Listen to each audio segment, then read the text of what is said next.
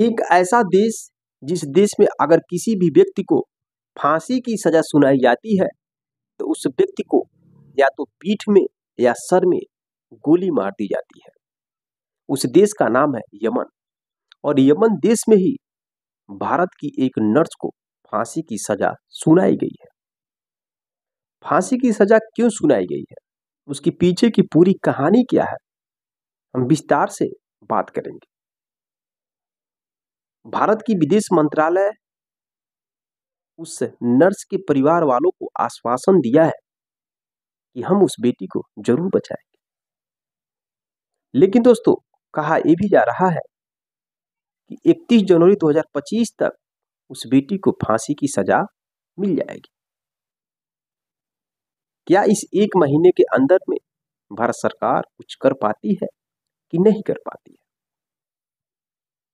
लेकिन आप लोगों के मन में एक सवाल हो रहा होगा कि आखिर उस बेटी को फांसी की सजा क्यों सुनाई गई, क्या वजह है, क्या पीछे की कहानी है?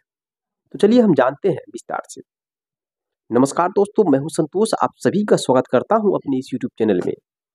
दोस्तों, आज की जो सच्ची कहानी है वो सच्ची कहानी भारत का एक राज्य है केरल, और केरल की एक जिला है पलक्कड़, वहीं का एक इलाका है कोलेन, वहीं की रहने वाली निमिषा प्रिया राम की एक लड़की होती है जो कि नर्सिंग का कोर्स करके वो 2008 में यमन देश चली जाती है अपने परिवार का सपोर्ट करने के लिए, पैसा कमाने के लिए। वहां पे वह जॉब करती है और 2011 में फिर भारत देश वापस लौटती है। वापस लौटने के बाद 2011 में थॉमस टॉमी नाम के एक व्यक्ति से शादी करती है, और शादी करने के बाद वह 2012 में पुनः यमन देश चली जाती है। वहां पर 2012 में उसकी एक बेटी होती है। बेटी पैदा होती है तब उसको बहुत ही प्रॉब्लम होता है, उसको अपने ही रूम पर रहना पड़ता है, और जो उसका हस्बैंड है उसको कोई ढंग का अच्छा काम नहीं मिलता है यमन देश में, तो पैसे की बहुत ही प्रॉब्लम आ जाती है। इसी तरह से वहां पे दोनों लोग रहते हैं। जब पूरी तरह से ठीक हो जाती है निमिषा प्रिया, तो फिर से अपनी जॉब करने लगती है। लेकिन उसका जो पति होता है टॉमी, वो पैसा नहीं कमा पाता, उसको अच्छा नहीं लगता है, कोई ढंग का उसको जॉब नहीं मिल पाता है। इस वजह से टॉमी अपनी बेटी को लेकर 2014 में अपने घर चला आता है, यानी कि केरल आ जाता है। लेकिन जो निमिषा प्रिया है वह यमन देश में ही रहती है, जॉब करती है। जब बहुत अच्छा खासा पैसा कमाने लगती है निमिषा प्रिया, तो फिर वह अपने पति को यमन देश बुलाती है। जैसे उसका पति यमन देश जाने का रुख करता है तो उसी समय यमन देश में गृह युद्ध जैसी स्थिति पैदा हो जाती है, और लोग एक दूसरे को मारने काटने को तारू हो जाते हैं। हद तब हो जाती है जब यमन देश में राष्ट्रपति के आवास पर ही लोग कब्जा कर लेते हैं, जिसके वजह से अलग कंट्री से यमन देश में जाना रोक दिया जाता है। हर तरह की बीजों को रोक दिया जाता है। किसी भी तरह से भारत देश जो कि यमन में फंसे भारतीयों को बुलाती है अपने पास, उनको वहां से निकालती है। लेकिन निमिषा प्रिया भारत देश आने से मना कर देती है, क्योंकि वहां पर बहुत अच्छा पैसा कमाती है। यहाँ तक कि वो अपना खुद का एक क्लिनिक खोली थी वहां के एक व्यक्ति से मिलकर, जिसके पार्टनर का नाम था दलाल अहमद मेहदी।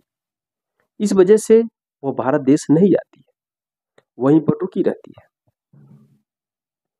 अब उसका क्लिनिक बहुत अच्छा चलता है। उसका जो पार्टनर होता है जिसका नाम मेहदी होता है, दोनों लोग मिलकर उस क्लिनिक को चलाते हैं और बहुत अधिक पैसा कमाने लगते हैं। लेकिन कुछ सालों के बाद जो उसका पार्टनर मेहदी है, वो क्लिनिक के फंड से जो पैसा आता था सब कुछ इधर उधर हेरा फेरी करने लगता है, पैसे की चोरी करने लगता है। निमिषा प्रिया बहुत मना करती है, उसके बाद भी मेहदी नहीं मानता है और धीरे धीरे दोनों में विवाद होने लगता है। उस विवाद की वजह से निमिषा का जो क्लिनिक है वह बंद होने के कगार पर आ जाता है। इधर उसका जो पार्टनर मेहदी है वह निमिषा का पासपोर्ट भी चोरी कर लेता है, उसको नहीं देता है। निमिषा चाह कर भी भारत देश नहीं आ पा रही थी। इस तरह से अब उसको बहुत ही टार्चर करने लगता है उसका पार्टनर मेहदी। बीबीसी रिपोर्ट के अनुसार ये भी मालूम चला कि जो उसका पार्टनर है मेहदी, वो अपने दोस्तों को लाता था अपने रूम पर और निमिषा प्रिया के साथ जोर जबरदस्ती करने की कोशिश करता था। अब इन्हीं सब चीजों से बचने के लिए अब निमिषा प्रिया एक आइडिया उसके दिमाग में आता है, ये आइडिया बनाती है किस तरह से हम भारत देश जाए। वह अपने पार्टनर मेहदी को एक इंजेक्शन लगाकर बेहोश करती है और अपना पासपोर्ट खोजने लगती है। लेकिन उसे लगता है कि उसका पार्टनर जल्दी ही होश में आ जाएगा, इस वजह से वह एक इंजेक्शन और लगाती है मेहदी को, जो ओवरडोज हो जाता है और ओवरडोज की वजह से उसके पार्टनर मेहदी की मौत हो जाती है। जब मौत हो जाती है अब मामला वहीं पर बिगड़ जाता है। पुलिस आती है और निमिषा प्रिया को 2017 में गिरफ्तार कर लेती है, गिरफ्तार करके जेल के अंदर डाल देती है और 2020 में उसको मौत की सजा सुनाई जाती है। अब निमिषा प्रिया अपनी मौत की सजा से बचने के लिए वह 2023 में वह सुप्रीम कोर्ट पहुंचती है, अपनी अपील को रखती है, लेकिन सुप्रीम कोर्ट भी उसकी अपील को खारिज कर देता है। उसके बाद उसके पास एक ही रास्ता बचता है और राष्ट्रपति के पास अपील करना। वह यमन देश के जो राष्ट्रपति हैं मोहम्मद रशीद अल अलकी, उनके पास अपील करती है, लेकिन राष्ट्रपति को भी दया नहीं जाती है और उसकी फांसी की सजा को बरकरार रखती है। अब उसके पास एक ही विकल्प बचता है, ब्लड मनी का। ब्लड मनी होता क्या है दोस्तों, जैसा कि जो उसके पार्टनर की मौत हुई थी, उसके परिवार वाले पैसे की कुछ डिमांड करते हैं और उस डिमांड को अगर निमिषा प्रिया दे देती है तो फिर वहीं पर मामला सुलह हो जाता है, मौत की सजा से वो बच सकती है। अब मेहदी के परिवार वाले 1,60,00,000 की डिमांड करते हैं निमिषा प्रिया से, लेकिन निमिषा प्रिया के पास उतने पैसे नहीं थे। वो बराबर अपने घर वालों से संपर्क में थी, उसका हस्बैंड, उसका परिवार भी बहुत ही गरीब था, उतना पैसा नहीं इकट्ठा कर पा रहे थे। इस वजह से ब्लड मनी का भी जो सिस्टम है वो भी फेल हो जाता है। अब उसको फांसी की सजा निश्चित है मिलना ही मिलना है। यह मैटर पूरे भारत में बहुत तेजी से वायरल हो जाता है। इधर निमिषा प्रिया के परिवार वाले मोदी सरकार से गुहार लगाते हैं कि ब्लड मनी के तहत मेरी बेटी को बचाया जाए, मेरी बेटी को फांसी की सजा होने से रोका जाए, भारत देश बुलाया जाए। कहा जा रहा है कि भारत देश का जो विदेश मंत्रालय है, वो मंत्रालय निमिषा प्रिया के परिवार को आश्वासन दिया है कि हम उस भारत की बेटी को जरूर बचाएंगे। लेकिन क्या भारत सरकार उसे बचा सकती है, बचा पाएगी कि नहीं पाएगी, तो बात की बात है। लेकिन बीबीसी रिपोर्ट के अनुसार ये कहा जा रहा है कि 30 जनवरी 2025 तक उसको फांसी की सजा निश्चित ही हो जाएगी। यानी कि 1 महीने के अंदर में उसको फांसी की सजा हो जाएगी।